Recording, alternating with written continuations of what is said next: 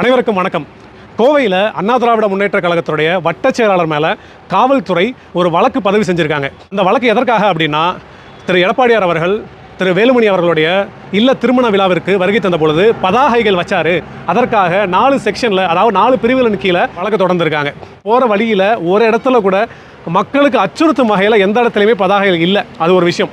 ரெண்டாவது விஷயம், என்ன புரோட்டோகாலோ அதை ஃபாலோ பண்ணி தான் அந்த பேனர்கள் வச்சுருக்கிறாங்க.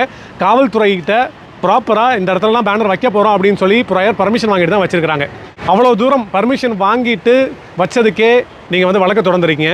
ஆனால் சமீபத்தில் துணை முதல்வர்கள் ஒரு ஆர்ப்பாட்டத்துக்கு போகிறாரு. எப்படி ஆர்ப்பாட்டத்துக்கு போகிறாரு? ஆர்ப்பாட்டத்துக்கு போகிற வழியில் சுமார் 25 அடி 30 அடியில் ஒரு பேனர் வச்சுருந்தீங்க. சாலையின் இருபுறமும் கம்பங்களை நட்டு திமுக கொடியை உடன்பிறப்புகள் கட்டி வருகின்றனர். 3 நாளைக்கு முன்னாடி சென்னையில் பயங்கர மழை. அந்த மலையில் அந்த பதாகை ஒரு ஆட்டோ போயிட்டு இருந்துச்சு. ஆட்டோக்குள்ள 2 பேர் இருந்தாங்க. அவங்க மேலேயே சாஞ்சு உளுந்து அவங்க உயிர் தப்பி வந்திருக்கிறாங்க. அவங்க மேலே நீங்கள் ஏன் இன்னும் வழக்கு தொடரல? பொத்து பொத்தென சரிந்து விழுந்தனர். உதயநிதி பேனர் ஒரு ஆட்டோ மீது விழுந்தது. இதில் ஆட்டோ நசுங்கியது. உடனே போலீசார் வந்து ஆட்டோ டிரைவரை அவசரமாக விரட்டினர். நாளைக்கு போலீஸ் ஸ்டேஷன் வா, ஆட்டோவை சரி பண்ணிடலாம் என சொல்லி அனுப்பி வைத்தனர். அந்த இடத்துல ஒரு போலீஸ்காரரும் நிற்கிறாரு.